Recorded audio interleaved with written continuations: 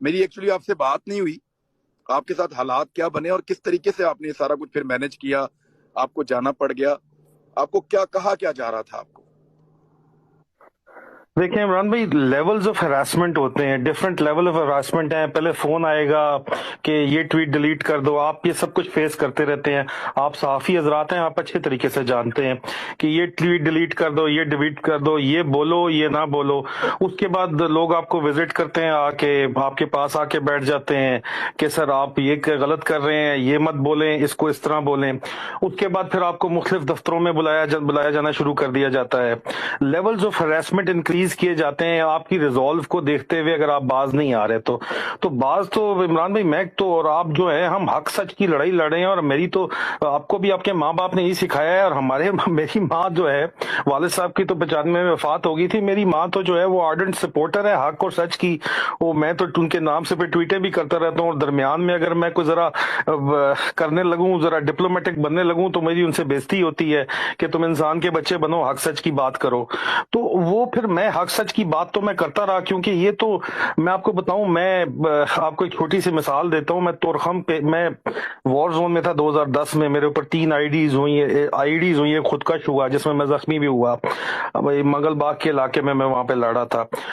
18 मेरे जब जवान शहीद हो गए मेरे अपने हाथों के अंदर, मैंने उनको जब उतार दिया, और इतनी आईडीज के बाद तो फिर मैंने अपने विंग कमांडेंट खैबर राइफल को कहा कि सर मेरा विंग कहता है, और मेरे विंग नहीं दरबार में मुझे कहा कि क्या हमने खैबर राइफल की शहादतों का ठेका लिया हुआ है? पहले मीर अली, फिर बुनेर, और अभी बाड़े में हमें फेंक दिया है। Khyber rifle suppose to be in the main Khyber pass. मैंने जब उसको ये कहा तो उसने मेरा विंग ट्रांसफर कर दिया। 1 विंग से मुझे इधर भेजा, मैं 2 विंग कमांडर था, हमें तोरखम भेजा। तोरखम वालों को फोर्ट सैलब भेज दिया बाड़े के अंदर। अभी ये एक ही एजेंसी है, और एक ही एजेंसी के अंदर मैं देखे इधर से जब उधर गया हूं तो वहां माहौल और था। उन्होंने कहा जी विंग कमांडर का तो हिस्सा होता है 70 लाख जो है वो हर जुमे के जुमे 3 करोड़ महीना है सर।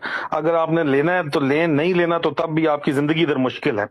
1 महीने टोटल में जो उन्होंने वहां पे रहने दिया, मेरी जिंदगी अजाब बना दी। और जब मैं बहुत ज्यादा तंग आया और जब बहुत मशरा आया तो मैंने अपनी माँ को कहा, मैं जानता था कि पैसे जो है बैंक में तो जाएंगे नहीं, पेटियों में जाएंगे। तो मैंने कहा जी सब कहते हैं कि सिस्टम से पंगा मत लो, यहाँ पे चल रहा है सिस्टम, अगवान ट्रांजिट ट्रेड रूट के ऊपर उधर जाता है माल, वहां से कंटेनर खुलते हैं, ट्रकों में लोड होते हैं, वापस अंदर आ जाते हैं। खैबर हाउस में इंतजाम पूरा चल रहा होता है, खासादार फोर्स उसको कंट्रोल करती है पॉलिटिकल एजेंट के अंदर। मैंने कहा जी ये चक्कर है, मैं यहाँ पे फंसा हुआ हूँ, मैं ऑलरेडी वॉर जोन से आया हूँ, बहुत ज्यादा जंग देख के आया हूँ, मैं अभी ये दोबारा मुझे फेंक देंगे वहां पे, मैं क्या करूं? मेरी माँ ने मुझे कहा कि बेटा पानी की बाल्टी भरी हो ना तो उसमें कतरा अगर पेशाब का पड़ जाए तो बाल्टी पलीत हो जाती है, तू उस तरह करके तू रिजाइन दे दे। एंड दैट इज वेयर मैंने पहला अपना रिजाइन दिया। 5वां रिजाइन मेरा एक्सेप्ट हुआ, फुल एंड बैन, हम अपने एप्लीकेशन फॉर वॉलंटरी रिटायरमेंट को रिजाइन कहते हैं। तो 5वां रिजाइन मेरा एक्सेप्ट हुआ। और 5वें उसके बाद मुझे फुल एंड बेनिफिट 21 साल की सर्विस के साथ, फुल ऑनरेबल सर्विस के साथ मैं वहां से निकला। उन्होंने मुझे फिर भी कहा कि एक वॉर जोन काटोगे, तो सवात में मैंने आखिरी काटा उसके बाद फिर। तो उस पर कहने का मकसद ये है कि वालदा मेरी हमेशा से एक बहुत ड्राइविंग फोर्स रही है, हमेशा से मेरे पीछे। तो ये जब मामलात ये जब खराब हुए बहुत ज्यादा, तो यहाँ पे भी मैंने अपनी वालदा को बताया कि मुझे बहुत ज्यादा तंग किया जा रहा है, प्रेशराइज किया जा रहा है। मैं अभी इमरान खान को सपोर्ट करने के चक्कर में, और खान साहब से मेरा एक पुराना दिली रिश्ता है, उनकी शौकत खानम की फंडिंग से मेरा उनके साथ तल्लक है। हम कुछ 3-4 दोस्त हैं जो सारी उम्र उनके साथ रहे, आज दिन तक जो है उनके करीब करीब रहे हैं। तो एक हमारा तल्लक उनके साथ दिली तल्लक भी है, और दूसरा कौन नहीं चाहता कि यार ये रॉटन सिस्टम, ये स्टिंकिंग रॉटिंग सिस्टम से हमारी जान छुटे।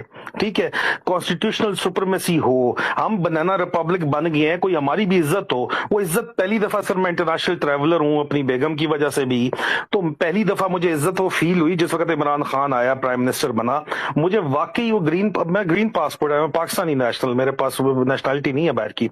मैंने जब वो रखता था मैं बाहर के एयरपोर्ट्स पे जाके, तो पहली दफा यूके के पासपोर्ट, इमिग्रेशन ऑफिसर मुझे अभी भी याद है, उसने मुझे रोक के पूछा कि so now Imran Khan is your prime minister, what do you think of him? मैंने उसको सिर्फ एक बात की कि मैं ये समझता हूं कि इस पासपोर्ट के ऊपर मुझे फख्र होगा, I will be proud of this passport because of Imran Khan. तो मतलब एक इमोशनल अटैचमेंट है। फिर सर इमरान खान के धरने में 130 दिन में से कोई 100 दिन तो हम गए, स्पेशली जिस दिन वो बांसू गैस चले, फायरिंग हुई, हम वहां पे मौजूद थे, सर्विंग ऑफिसर्स थे हम, हमें किसी ने नहीं फौज में मना किया कि क्यों जा रहे हो, क्यों नहीं जा रहे हो। एक पूरी आपको डायरेक्शन दी गई कि ठीक है जी, ये ठीक है, ये हक के ऊपर है, सच के ऊपर है, बाकी चोर हैं। बहरहाल सर, जब ये इस एक हिस्ट्री है ना मेरी, मैंने को ओवरनाइट नहीं उसको सपोर्ट करना शुरू कर दिया, मैं बचपन से उसको सपोर्ट कर रहा हूँ, ठीक है। मेरा एक नजरिया है और मैं उसी नजरिए के ऊपर कायम हूँ। आप मुझे जितना मर्जी लेवल ऑफ हरासमेंट इंक्रीज करते जाए, इन्होंने इंक्रीज करते गए आखिर में सर ये इस तरह हुआ कि इन्होंने मुझे कहा कि जी आपको बुला रहे हैं, FIA वाले बुला रहे हैं, आप पहुंचे हैं, हेड ऑफिस आए। मैं कहा यार मैं कल आ जाऊंगा।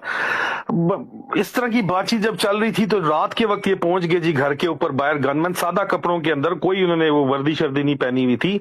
गनमैन जो हैं 4 गनमैन से 2 डाले लेके, एक डाला था, एक कार थी, ये लेके पहुंच गए और रात को 1:30 बजे इन्होंने दरवाजे बेले मारना शुरू कर दी। अंदर कैमरे से मुझे नजर आ गया कि क्या है, मैं सिलसिला भी समझ रहा था कि क्यों मुझे बुला रहे हैं, किधर बुला रहे हैं। बहरहाल मैंने तो उस वक्त मैंने खामोशी जो है वो मैंने बेहतर समझी, कोई वारंट नहीं, कोई कुछ नहीं, टोटल बदमाशी। मेरी वालदा ने जाके उनको कन्फ्रंट किया कि मैं यहाँ पे अकेली औरत हूँ, उन्होंने कहा, और मेरी भांजियां, मेरे बहन और बिनोई गए हुए उम्रे के ऊपर, उनकी बेटियां और बेटा रह रहे थे साथ हमारे घर पे। तो उन्होंने कहा जी मैं नहीं दरवाजा खोलती, मैं अकेली औरत हूँ। तो उनके साथ काफी मुंहमारी हुई उनकी। वो मेरे ख्याल में मैंने जो है वीडियो इमरान भाई आपको भेजी है।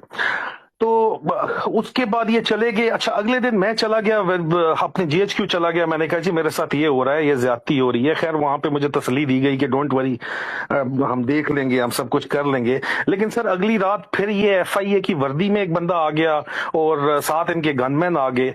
अच्छा, मुझे अंदाजा था कि ये दोबारा आएंगे, तो वी वर रेडी, हमारे गार्ड्स रेडी थे, मेरे गार्ड्स रेडी थे। बेसिकली मैं बिजनेस करता हूँ, मैं DHA का लैंड प्रोवाइडर हूँ, इसलिए मेरे पाकिस्तान में बहुत ज्यादा मेरा टाइम गुजरता है। मैं DHA के लिए काम करता हूं, तो मेरी उस सिलसिले के अंदर गार्ड्स वगैरह मेरे पास काफी होते हैं। तो मेरे गार्ड सीधे हो गए, इनको ओवर पावर। मेरी वालदा आ गई, मोहल्ले की खवातीन आ गई, उन्होंने बातें सुनाई कि कोई वारंट दिखा दो। उन्होंने कहा जी हमने घर की तलाशी लेनी है और मेजर आदिल को लेके जाना है, मेजर भी नहीं, आदिल को लेके जाना है। वर्दी में अफसर था FIA का। मैंने कहा यार, मेरी वालदा ने कहा कि तुम्हारे पास अगर कोई वारंट है तो दिखा दो, कोई अरेस्ट वारंट है तो दिखा दो, कोई सर्च वारंट है तो दिखा दो। कहते जी कुछ भी नहीं है, हमें ऑर्डर है, बस हमने उसको लेके जाना है। अभी ये दरमियान में सिचुएशन ऐसी बन गई कि इधर से भी गनमैन, उधर से भी गनमैन। तो सर इन्हीं के अंदर से महकमे से मुझे पता चला कि सर 8 डबल केबन आ रही हैं, हर डबल केबन में 4-4 बंदे बैठे हुए हैं और ऑर्डर ये है कि कम वक्त में आपको उठाना है, आपका मोबाइल लेना है, उसकी स्कैनिंग करनी है, उसमें डालेंगे कुछ ना कुछ, आप पे ट्रीजन का चार्ज, कोई ना कोई चार्ज डाल के आपको बंद करने के पक्के ऑर्डर्स हैं।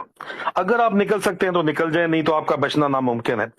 अल्लाह जानता है सर मैं किस तरह निकला हूं। मैं पिछले टेरेस के साथ कूद के, पिछली वाली साइड के साथ मैं फ्रंट के ऊपर ये रोला गोला चल रहा था, कोई क्रॉलिंग करता हुआ पिछले लॉन से मैं निकला हूं, वो प्रॉपर कमांडो एक्शन करके। पीछे जो है वहां पे मेरी गिराज के अंदर मेरी गाड़ी खड़ी हुई थी, वो मैंने निकाली और मैं इस्लामाबाद चला गया। मोबाइल्स मैंने पक्के ऑफ कर दिए। उसी वक्त मेरी बेगम को फोन मेरी वालदा ने किया कि जी ये हालात चल रहे। बल्कि जब ये आए हैं तो मैं अपनी बेगम से बात कर रहा था और मैंने जो ही इनको देखा अंदर से कैमरे में कि वर्दी वाले हैं, FIA की वर्दी वाला है, तो मैंने बेगम को कहा कि FIA वाले फिर आ गए हैं। मैंने फोन बंद कर दिया अपने, मुझे पता था। वालदा मेरी तरावी पढ़ने गई हुई थी मस्जिद में, और वो भी पीछे इनको देख के, गाड़ियां उस वक्त तरावी खत्म हो रही थी तो ये वापस आ गई और इन्होंने इनको बुलाया। वो वीडियो भी मैंने शेयर की है जी, मेरी मिसेस ने भी शेयर की है। अभी सर उस वक्त सिचुएशन ये थी कि मुझे इनके अंदर से बता दिया गया था कि इन्होंने छोड़ना आपको नहीं है, आपके ऊपर उन्होंने डालना ही डालना है कुछ ना कुछ। अगर आप निकल सकते हो तो निकल जाओ। वैसे सर रूटीन में मैंने 28 तारीख को UK आना था, सऊदी एयर से मेरी फ्लाइट बुक थी और बड़ी कंफर्टेबल मैंने आना था उसके अंदर।